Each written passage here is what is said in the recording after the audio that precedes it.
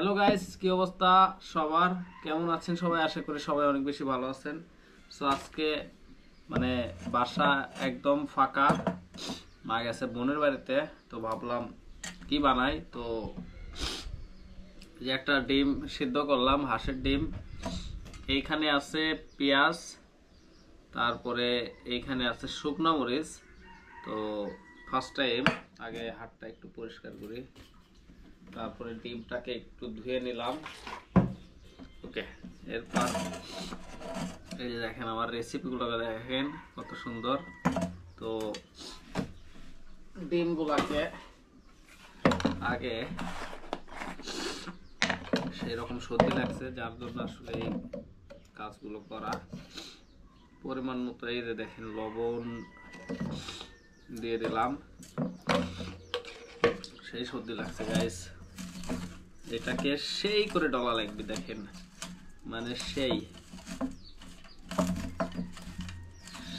করে আগে first time ডলে নিলাম।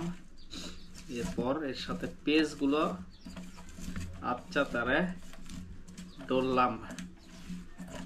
ওকে, দেখে পাচ্ছেন নাকি? তো দেখেন সেই করে মানে ডলছি, এবার একটা ফ্লেভার বাড়াচ্ছে। তারপরে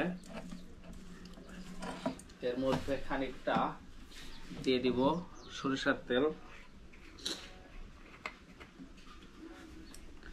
এই যে আমি সরিষার তেল দিয়ে দিলাম। সরিষার তেল দেওয়া শেষ, আর একটু মাখিয়ে নিলাম। দেওয়ার পরে এই যে ডিমটা দেখেন এবার আওলায় দিলাম। হ্যাঁ, ওয়াও, সেই মানে একটা যে গ্রেভি আছে দেখেন গাইস, সেই যে পেঁয়াজের যে মশলা মানে মাখনটা ডিমের সাথে একদম মিক্স হয়ে যাচ্ছে। ও মাই গড, বেস্ট। এটা দিয়ে ভাত খাইতে যা লাগবে মানে সুপার লাগবে, সুপার।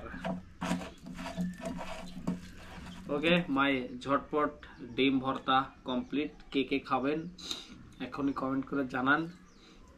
আর এটা সব থেকে সহজ উপায়ে তৈরি করা যায়। টাটা।